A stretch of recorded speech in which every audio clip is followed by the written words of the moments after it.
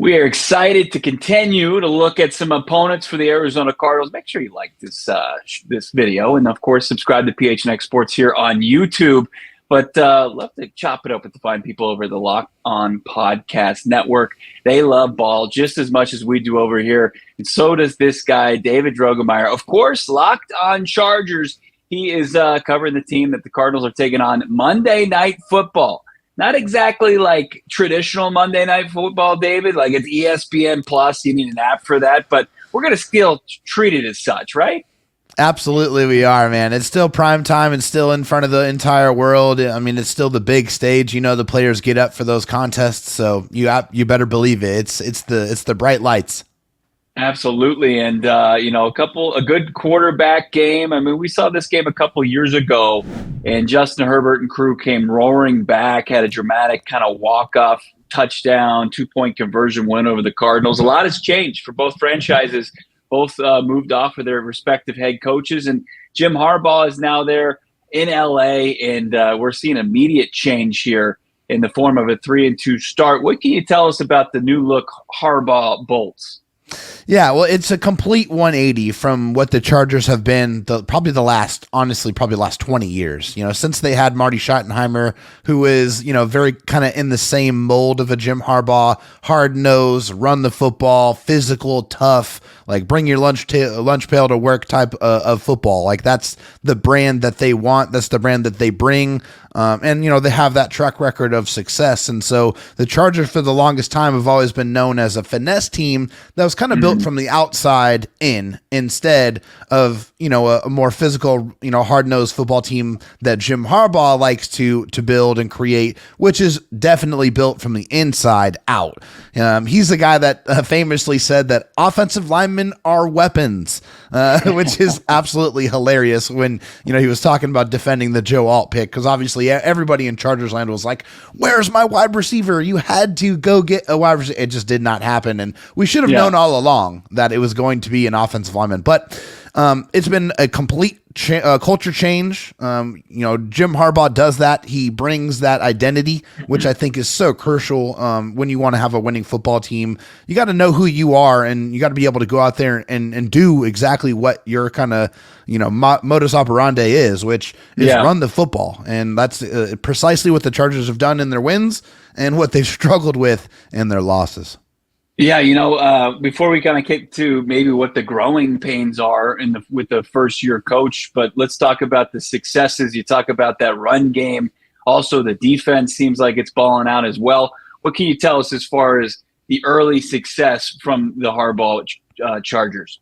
Yeah, I mean, I think the biggest success is on the other side of the football, not the offensive side. It's the defensive side, which it's absolutely astonishing to be able to sit here and tell you that the Chargers have the number one defense in the NFL according to points per game. After watching the unmitigated disaster that Brandon Staley was orchestrating the last 3.5 years, which was kind of a big letdown because Brandon Staley came in authoring the number one defense in the NFL with the Los Angeles Rams at the time. Then he gets the big start, the big opportunity to be the head coach of the Chargers. And we never saw that level of defense spare a couple of games here and there, but the consistency was never there. It just seemed like they were always bottom 5 in the league. And with Jesse Minter, the defensive coordinator that was with Jim Harbaugh at Michigan, who was the number one defense in the NCAA last year before coming and making the jump to the NFL, it has absolutely translated, and that I think has been the most spectacular change for the Chargers because I think the Chargers have always had good pieces. But they haven't necessarily had a defense where they've been able to go out there and play fast. Brandon Staley's defense was very complicated and very difficult for the players. This defense is very simple for the players, but very complicated to pick up by their opponents. Yeah, that definitely is telling, especially when you kind of turn on a Chargers game each week in and week out, and you see the struggles from the opposing offense. Now, getting in kind of the growing pains here, you are seeing as much as they are the top as far as points allowed, in the league. They are just the 6th as far as points for, as far as this offense goes. statistically, it doesn't look great, but they're winning the time of possession and comfortably. So is it just a matter of just kind of taking the air out of the football and just kind of, or is there times where the offense hasn't been good enough this season? Oh, definitely there has been. I think that there's been a lot of lulls in their ability to sustain drives. They've had a couple of good drives here and there, but they've had 5 or 6 empty drives every single game, it seems like, this season, where they have quarters that they don't score points. Like, they haven't scored a touchdown in the fourth quarter since week 1. And so that's just unacceptable. And the Chargers have really kind of been banking on their ability to run the ball, dominate that line of scrimmage, that time of possession, keep the opposing offense off the field, and, to be able to play really, really good defense. And the offensive output just has not been good enough. I think they have started to pick up a little bit more because they're starting to let Justin Herbert throw the football a little bit more. Obviously, they want to run the ball. That's always going to be what Greg Roman and Jim Harbaugh want to do, and they're going to do that. But I think they're starting to realize that if they want to sustain some more success on the offensive side, they need to put it in Justin Herbert's hands and let him throw the football a little bit more so you can start to score points later on in the football game. Because as you start playing against these better teams, you're going to have to score points throughout. Scoring points in the first half is not going to cut it. Getting to the red zone and kicking field goals is not going to cut it. So you have to start converting those drives and punching it into the end zone. That's important. Let's have a conversation about the quarterback, because I feel like there's some similarities from what we witnessed here in the desert with the Cardinals quarterback, Kyler Murray. Far more polarizing QB by far, but two guys that have earned some big money contracts that we've seen flashes across the last couple of years, where I think each respective fan base and even people outside the fan bases are like, okay, well, how come this guy hasn't, reached the next level? Is that a frustration point with Herbert where it is kind of dividing a fan base, or are people being patient with Justin Herbert and understand that this is a process under a new offense? I think if they look at Chargers fans and people who have watched Justin Herbert, I think they understand that Justin Herbert has had to play Superman for this football team, for this franchise, pretty much since he was, handed the keys to be, starting, 10 minutes before he made his NFL debut. He was told, hey, go play against the world champion Chiefs. Good luck. And he goes out there and he almost wins. But that's been the problem, is Justin Herbert has had to do everything himself. He hasn't had any running game. He hasn't had any defense. And that's been different this year. But it's also been a different looking offense. So Justin Herbert is incredibly intelligent. He has a very good ability to pick up different offenses. He has shown that with all the different offensive coordinators he's had to learn from.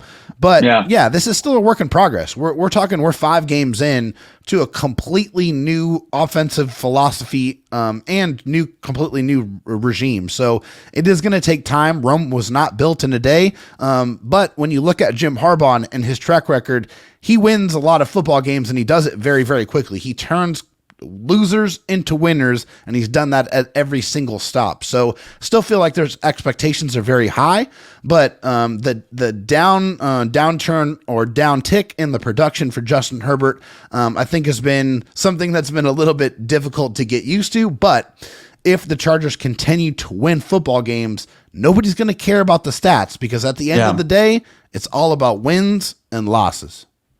Yeah, it's really interesting just how, you were describing what we deal with Kyler Murray here, where the infrastructure just wasn't there, and now you're witnessing it, and like you're going through the growing pains, and you're wondering like, okay, is this ever going to click? But there has to be a certain amount of patience being preached there. When you start to look at this matchup come Monday night, like what stands out to you? Where do you feel like the Chargers can really kind of expose the Cardinals? Obviously, there's struggles on the defensive side of the football, but then also going up against this kind of this passing attack that's budding, that's had some inconsistencies from our standpoint. What are you looking at as far as how the Chargers are going to try to win on offense or defense come Monday? Yeah, so I think definitely, the Chargers, this is kind of a matchup that they would love to have, every kind of week, because the Arizona Cardinals, when you look at them, they have not been very good at stopping the run. They're giving up over 150 rushing yards per game, and Greg Roman wants to run the ball. Like he wants to assert his dominance. He wants to keep the football. He wants to set up very nice down and distance situations, talking third and short, second and short, those type of situations, so you can keep ahead of the sticks and stay on schedule. So that's what I expect the Chargers to do in this game. I don't think there's going to be a ton of Justin Herbert pass attempts in this one. I think they're going to try to run it as often as they possibly can, and try to dominate that time of possession. That's what they did last week against the Denver Broncos. They won the time of possession 37 to 23 minutes. Like they were just on the field almost the entire game. And, that's probably going to be a similar game plan that they try to institute here. Run the ball, supplement with play action, and try to shrink this game as much as possible. That sounds like a nightmare for Cardinals fans if it turns out to kind of be a mirror image of week 5 for the Chargers in their game against the Broncos. When we look at Marvin Harrison Jr. trending towards playing after going into concussion protocol, continues to navigate that though, David. I think he will be good to go come Monday night. They're trying to get the 4th overall pick on schedule, a guy obviously who was selected ahead of Joe Alt, who we talked about in the pre-draft process as a potential trade down target for the Cards. But when you look at Marv and Kyler in this passing attack, I see a couple defensive backs on the injury report. Is that something that they could potentially attack this upcoming game?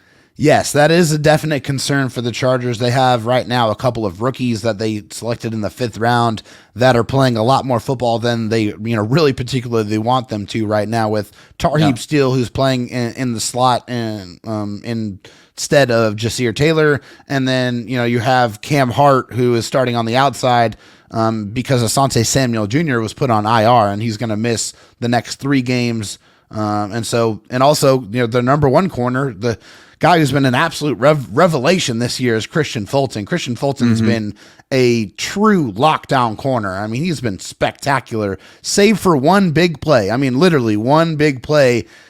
He has been absolutely shut down, but unfortunately he is suffering from a hamstring injury, which he hasn't practiced, and I don't know what that looks like. They said he was working off to the side, but it's particularly bothersome or worrisome because he's had hamstring issues in the past, and hamstring issues that have put him on IR. So those are, I don't know if he's going to play. So looking at Trey McBride, looking at Marvin Harrison Jr., those guys are, and I think what I've noticed, and I've watched a couple of Cardinals games, is I don't know if Kyler Murray and Marvin Harrison Jr. are completely on the same page yet. I feel like they're kind of off a little bit. A couple of routes where they've kind of gone the wrong way. Yeah. This, you just hope, is not the game where they get on the same page and they light it up, because Trey McBride is opening things up in the middle. If they can get that connection going on the outside, that is a scary sight. Yeah, I completely agree. And, we talked to Kyler Murray on Thursday at his press availability, and they talked about that disconnect. And I don't think anybody would deny it. I mean, outside of like 1 quarter of football where Marv goes for an absurd 4-catch, 130-yard performance and 2 touchdowns, it's been relatively quiet outside of the red zone. I think Marv, he's been pretty solid in the red zone. But and Kyler just straight up said, he's like, we fixed it. Like, we're working on it, but we fixed it. It's like, okay, now we're going to have to see if let's see it. Yeah, let's see it on Monday Night Football, because Trey McBride he was caught every single one of his targets. He emerged last year, and I think he's really kind of the real consistent guy that they can have. He's looking like he's ready to break out. If they got 1A, 1B, that transforms the what they're trying to do offensively. So looks like it's going to be a really fun game come Monday night. Absolutely load up for it by listening to Locked On Chargers. David and the entire crew breaking it down for you, getting you ready for it. Joe Altman, somebody we talked about, as I mentioned. Marvin Harrison Jr., somebody that Chargers fans kind of coveted, I'm sure, at some point. Oh yeah. So many storylines, and I see I see a lot of similarities between Gannon and Harbaugh, 2 very enthusiastic coaches that sometimes, like from the outsider's perspective, that's taken a little like goofy and inauthentic, but they seem like really genuine dudes who love the game. So it's just, Harbaugh has he's been in the playoffs, NFC championship games, and has a national championship. So, David, man, we're looking forward to it. Appreciate your time and look forward to catching up with you down the road. Always a pleasure, man. Look forward to it. We all silly like the mayor.